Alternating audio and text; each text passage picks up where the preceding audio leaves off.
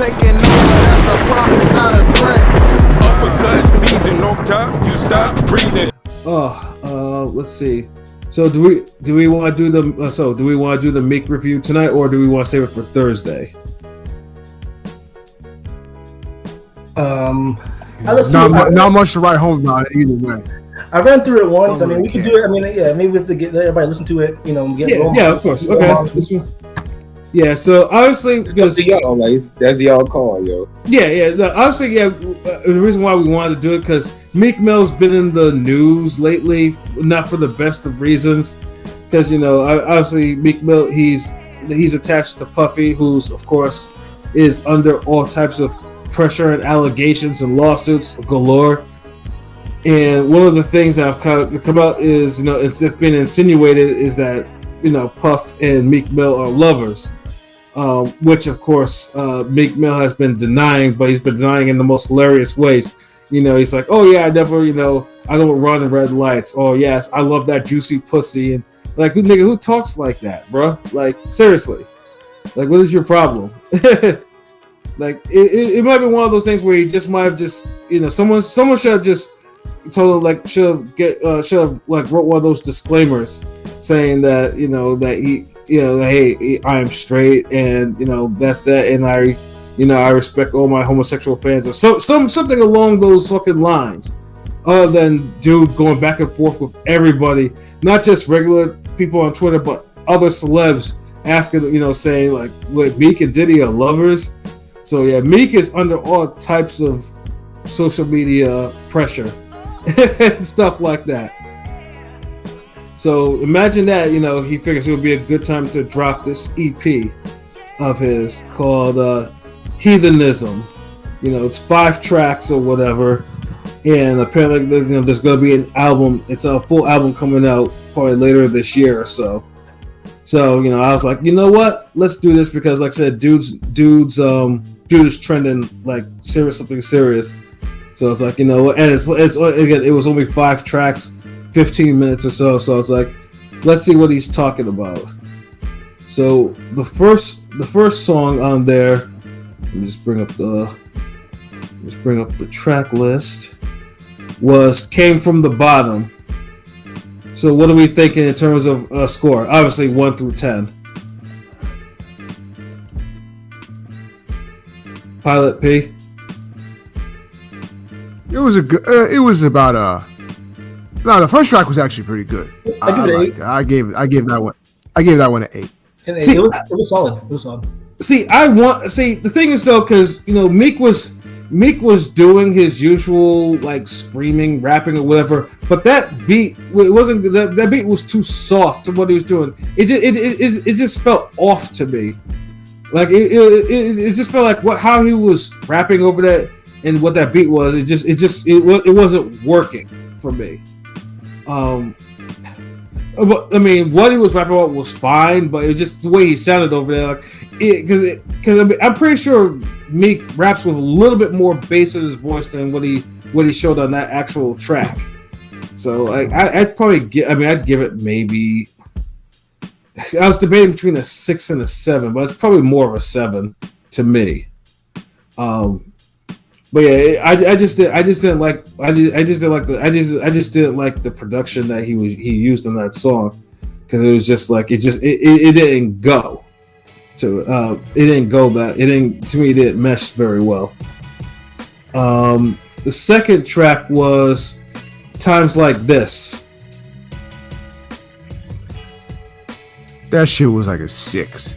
Yeah, no, this shit was the flow was weak and the production and the beat was kind of weak. This shit was, I'd give this a 5 for me. This was a 5. Pilot. I'll give it a 6. It was okay. Yeah, no, on EP, usually on EPs, you're supposed to not try to have, you're supposed to not have throwaway tracks on an EP. This was a pure throwaway fucking track. Like I would have just. They didn't waste the time to listen to this. Yeah.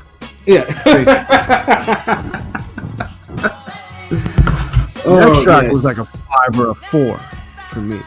Yeah, no, that shit was that shit took what was the worst. I thought one and just magnified it like 100 by 100. Let's see. Third track was the one with Fabio Foreign, Whatever I Want. Yeah, Whatever I Want. Yeah, that shit to me was like a 5 or a 4. Yeah, this was a 5 to me. Yeah, like although like, I mean, Meek sounded kind of, Meek was whack on the track. To be honest, it was like honestly, he honestly they could have just kept Fabio on there and removed Meek. Seriously, like, that's how I felt. Yeah, this was a straight up 5. Pilot, what about you? I'm gonna give it a 7 because I like the beat, and I'm not the biggest fan of Foreign Fivio. How do you say his name? Fivio, right? Fivio. Yeah. Fabio Foreign. Fabio Foreign. Yeah, he had a lot of clown moments and shit. Calling Pop Smoke Big Bro, but he killed the verse. Most of the verse. He started the verse pretty hot. It was he shot on that song. But yeah, it just seemed like, I mean, but then, like I say, it seems like it's one of those songs that if you've heard it once, like, them talking about fake friends and shit like that all over that song. Yeah, that shit was kind of like, damn, it sounded like you both you niggas might have actually done this song before, just in a different fashion. So yeah, no, it wasn't. Yeah, that shit wasn't it either. That was mid. Next track was Big Boy. First of all, that name is just wild in itself, because you know what I'm saying. Because obviously with what's going on right now. Yeah, exactly. Like honestly, he should have just had. And also, that shit was like. Oh, go ahead, P. That shit was also like a 5. That shit was also like a 5 to me. Mm. Yeah, this again. This was honestly too. This was just. I mean, this was just like fucking. Whatever I Want. He was talking about fake niggas and shit like that, and fuck niggas and shit like that. I was just like, damn, nigga, didn't you just talk about that shit in the last track? Like, seriously. But yeah, this shit, because it was repetitive. Yeah, I give this shit a 4. Like, I was like, that shit was kind of tired. Pilot, what about you? What was the record again? Big Boy. Yeah, pause. I'm gonna give it a 3 because I ran through this once and I remember that song was pretty boring. I was listening to it while I was working. You know what I'm saying? I was like, this song was very forgettable song. Yeah. Again, if you're doing an EP, you shouldn't really have throwaway tracks. You shouldn't have So pretty much now it's more than half of the EP is the throwaway. And then the last track on there was Giving Chanel with Future. This was the best song on the whole fucking album. Like this was like a 9 to me. That was actually I was fucking with this song. This shit was tough to me. Like, especially Future killed this song. I gave it an 8.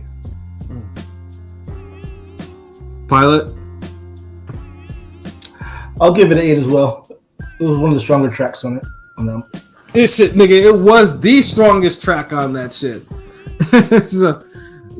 But yeah, overall, as a project, as an EP, like if this is a way for people to get to either have them forget about the shit that's going on in his life, or to make people or make people anticipate his next full album, he kind of failed with this. Like he kind of failed a lot. Like I said, like. He was probably better off just maybe leaking one of these songs and doing a video for it, and then just trying to build up anticipation for an album a different way other than that. But yeah, the EP was just like it didn't hit. It didn't hit at all like the way it should have. And like I said, I hope the next album is not on some screaming over some suspect production, and for fucking 5 tracks too. It wasn't even fucking. You can tell there were some things. There were some parts in there where it wasn't even mixed well.